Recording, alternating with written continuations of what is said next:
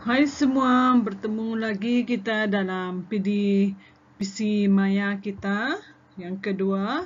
Okey, masih lagi dengan subjek kemahiran vokasional spesifik operasi pengeluaran tanaman. Okey, untuk tingkatan 2 amanah oleh Cikgu Julia.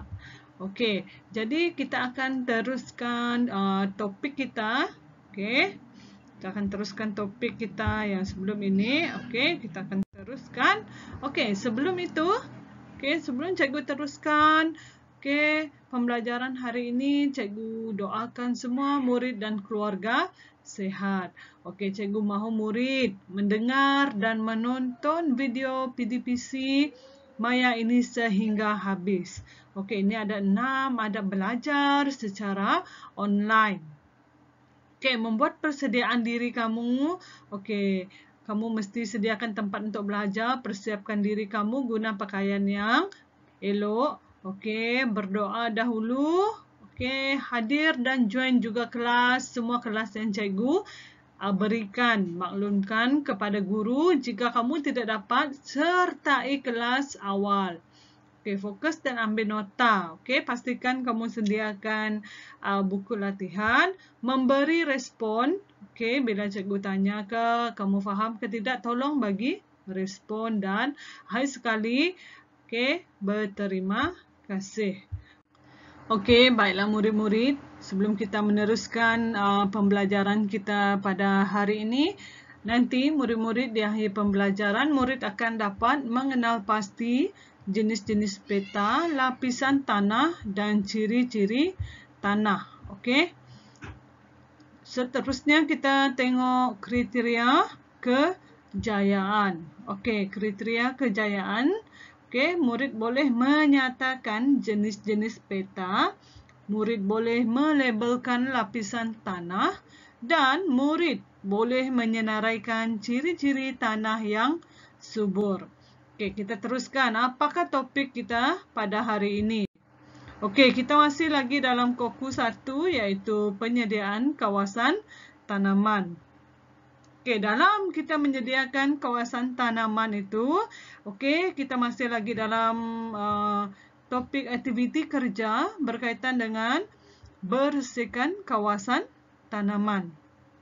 Okey, untuk kita memilih satu tempat untuk kita bercucuk tanam, okey, terutamanya kita nak menanam bagi keperluan kita ataupun untuk ternakan. Okey, kita akan pilihkan apa terlebih dahulu. Pastikan di kawasan tersebut adanya apa, murid? Okey, kita akan tengok subtopik yang pertama iaitu tentang peta. Okey, untuk kita memilih kawasan di mana tempat kita bercucuk tanam, kita akan merujuk kepada peta. Pastikan peta tersebut terdapat di ruang yang kita perlukan. Okey, apa itu peta? Sama-sama kita membaca. Peta ialah sebuah gambaran simbolik yang memberi tumpuan terhadap hubungan antara elemen ruang seperti objek, kawasan dan tema. Okey, itu adalah peta. Okey. Seterusnya kita akan tengok jenis-jenis peta. Okey, banyak jenis peta ni kalau ikut geografi, okey, terdapat banyak jenis peta. Tapi kita akan tengok satu jenis, okey, iaitu peta topografi. Okey, apa itu peta topografi? Peta ini menunjukkan keadaan muka bumi sesebuah kawasan. Selalunya menggunakan garisan kontur dalam peta moden. Peta topografi mestilah mempunyai garisan lintang dan garisan bujur, dan titik pertemuannya menghasilkan koordinat. Okay. Koordinat ialah titik persilangan antara garisan lintang dan bujur. Okey, ini adalah contoh peta topografi. Kalau kamu tengok dalam peta ini, okey, dalam peta ni, okey, garisan lintang. Kamu tengok garis lintang, mana garis lintang nih. Kalau dalam tuh memang ada nampak dia punya. Kalau garis kertas tuh graf. Oke, bujo. Oke, dia ada garisan bujo. Oke, garisan bujo nih ya macam ni lah. Dia ada banyak kontur nih. Oke, ini adalah contoh peta topografi. Oke, kita teruskan lagi. Oke, di dalam peta topografi lagi tadi, semestinya kita akan mencari satu kawasan. Oke, satu kawasan. Contohnya macam di sekolah kita lah. Oke, di sekolah kita tak boleh bercucuk tanam sembarangan. Jadi, dari peta topografi tadi, kita dah dapat di dalam kawasan sekolah. Itu maksudnya peta topografi. Oke, di dalam kawasan sekolah. Di dalam peta topografi adanya peta kadastrial ataupun pendaftaran tanah. Oke, macam sekolah kita memang ada pendaftaran tanah. Oke, peta ini menunjukkan data mengenai pemilikan tanah, ukuran dan bentuk beberapa informasi lainnya. Oke, peta yang memiliki skala antara 1:100 sampai dengan 1:5.000. Oke, contoh peta hak milik tanah. Inilah contoh dia.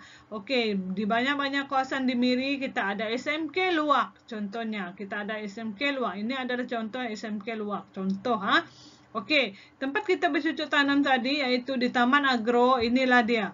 Taman Agro. Oke, ini kita panggil peta kadastrial. Oke, jika kamu nak membuka ladang, pastikan kamu ada pendaftaran tanah. Oke, itu berkaitan dengan peta topografi. Seterusnya kita nak tengok tanah. Oke, tanah ini adalah tanah. Kalau kamu tengok di sini ada banyak jenis tanah. Oke, kita tengok dulu apa maksud tanah. Oke, tanah adalah bahagian permukaan bumi yang terdiri daripada mineral dan bahan organik. Tanah adalah komponen yang sangat penting untuk menjalankan penanaman pelbagai tumbuhan seperti tanaman makanan, industri, atau ternakan. Oke, itu maksud tanah. Tanah ni banyak lapisan. Oke, banyak lapisan. So, kita tengok video seterusnya. Oke, tentang lapisan tanah. Oke, video tentang animasi lapisan tanah. Oke, kalau kita tengok di sini, oke, ini adalah lapisan induk. Ini adalah lapisan bagian bawah. Dan ini adalah bagian tengah dan atas sekali adalah lapisan atas. Oke, ini contoh lapisan tanah secara animasi. Kalau kamu tengok di sini, oke, di bahagian atas adalah bahagian yang paling subur. Oke, bahagian bawah adalah bahagian yang sangat tidak subur dan tanaman tidak dapat menembusi hingga sini. Oke, biasanya akar tunjang pun dia akan sampai ke bawah sini. Akar yang tajam, tunjang yang panjang, dia boleh sampai ke sini lah. Oke, bagi akar-akar kecil serumput ni dia hanya permukaan atas ini sahaja. Oke. Oke, cikgu harap kamu faham setakat ini berkaitan dengan lapisan tanah. Oke, kita teruskan lagi. Ciri-ciri setiap lapisan tanah. Oke, baiklah murid-murid, kita akan teruskan dengan lapisan tanah setelah kamu menonton video tadi ya. Oke, untuk pengetahuan semua murid, tanah ini terdiri daripada beberapa lapisan. Macam tadilah atas, tengah, bawah dan juga bahagian batuan induk.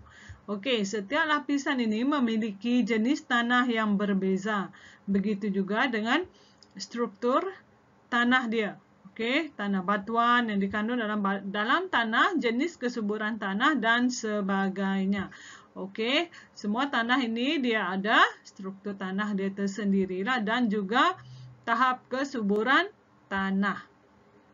Okey, kita teruskan dengan lapisan yang paling atas.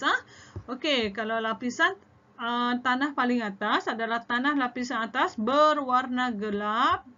Okey, berwarna gelap dan kehitam-hitaman. Okey, tebalnya antara 10 hingga 30 cm. Okey, ambil pembaris kamu, tengok dari 10 hingga 30 cm.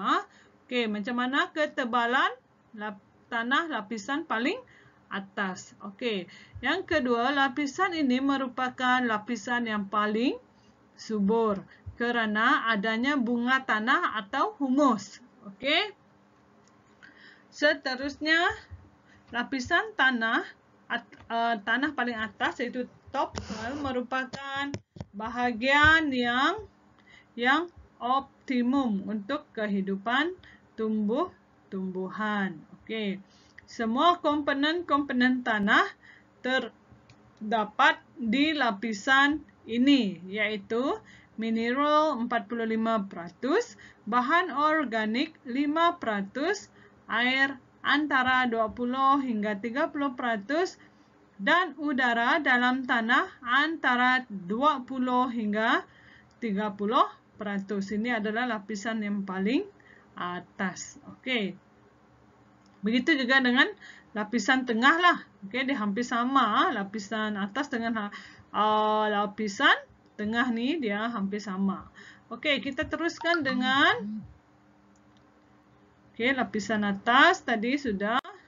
Lapisan bawah. Okey, ini adalah lapisan bawah. Okey, murid-murid. Okey, tanah lapisan bawah berwarna lebih cerah dan lebih padat daripada tanah lapisan atas. Okey, tebalnya antara 50 hingga 60 cm. Okey, boleh ambil pita ukur untuk ukur. Lebih tebal dari lapisan tanah atas atau dikenali sebagai tanah keras. Okey, ini.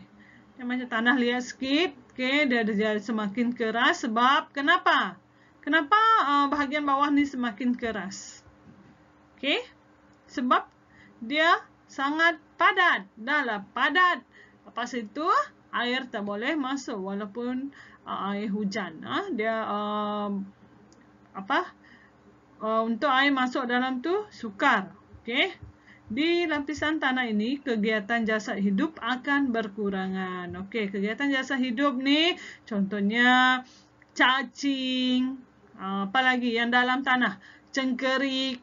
Okey, itu contoh-contoh dia, akar-akar tumbuhan. Okey, dia semakin sukar untuk mencapai bahagian lapisan bawah ini. Okey, tanaman yang berakar tunjang, okey, dalam dan panjang akan mencapai lapisan tanah. Okey, tanaman yang keras, yang panjang, contoh pokok akar tunjang apa dia kelas? Okey, contoh dia pokok akasia. Pokok akasia. Okey. Pokok rambutan. Okey, itu contoh dia. Akar tunjang. Okay, kita teruskan dengan lapisan batuan induk tanah. Okey, lapisan batuan induk merupakan batuan asal dari tanah. Okey, kamu tengok dia memang sangat berbatu. Berwarna kemerah-merahan atau kelabu keputih-putihan. Okey, lapisan ini memang mudah pecah tetapi sukar ditembus oleh akar. Okey, banyak terdapat di lereng-lereng gunung, akan nampak lebih jelas setelah hari hujan. Kalau kamu tengok di lereng-lereng gunung yang sudah ditarah, okey, kamu akan tengok jika hujan dah turun, kamu akan nampak lebih jelas lah. Contoh rupa batuan induk tanah.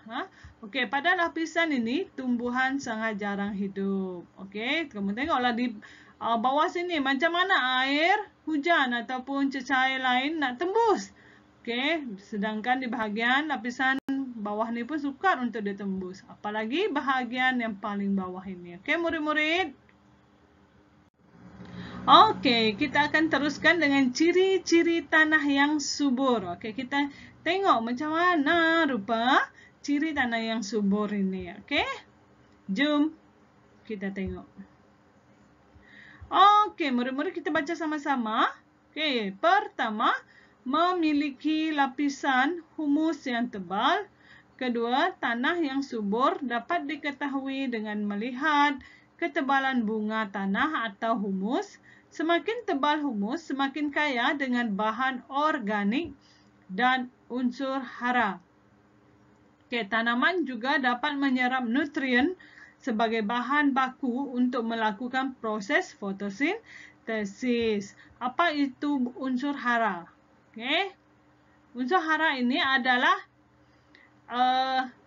tanaman-tanaman yang sudah reput, pokok-pokok, ranting-ranting yang sudah reput. Oke, benda ini dia sangat kaya dengan humus, kita panggil humus, ataupun dia kaya dengan bahan organik secara semula jadi. Oke, yang keempat, campuran tanah liat dan pasir yang seimbang. Sebab tanah liat yang mengumpul mineral dan pasir sebagai penapis. Yang kelima, struktur tanah yang lembut dan mudah menyerap air. Oke, yang keenam, mempunyai pH yang neutral. Cuba kamu tengok gambar ini.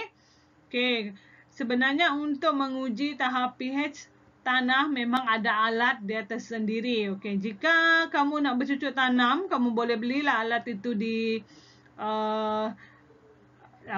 tempat kedai yang menjual tanaman tanah, oke, di Kaingong ke di mana, oke. Ini jika tanah kamu itu 7, ini 7, yang tengah ni neutral, oke. Dia tak berakli sangat dan dia tak berasid sangat, oke. 7. Itu adalah ciri tanah yang subur. Oke, jom kita tengok video ini ya. Yang subur dan sehat itu seperti apa? Ini contoh misal, ini ada bekas media tanam kita. Ini seperti ini. Nampak tuh? Yang pertama adalah ciri-cirinya bisa kita lihat dari sifat fisik tanahnya. Fisik tanahnya, aduh ini kasihan sekali ada cacingnya. Nah, sifat fisik tanahnya seperti ini. Tanah kalau digenggam itu bisa menggumpal, tetapi kalau diremukkan dia mudah sekali remuk.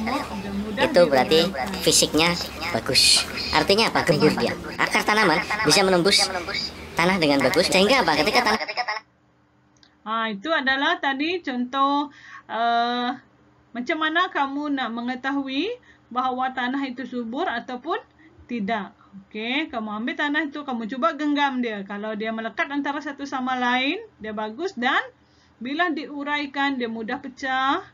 Okey, itu adalah contoh tanah yang subur. Okey, murid-murid. Okey, jadi cikgu harap semua telah faham apa yang cikgu dah sampaikan. Jadi, di akhir video ini, cikgu minta murid diminta untuk menyalin nota di dalam buku latihan atau mencetak nota yang diberikan. Okey. Murid juga diminta untuk menjawab soalan yang diberikan dan kamu boleh masukkan dalam Google Classroom bila dah siap. Okey, itu sahaja dari cikgu. Terima kasih kerana anda telah menonton video pembelajaran hari ini. Semoga kita berjumpa lagi pada video dan PDPC yang akan datang. Sekian, terima kasih.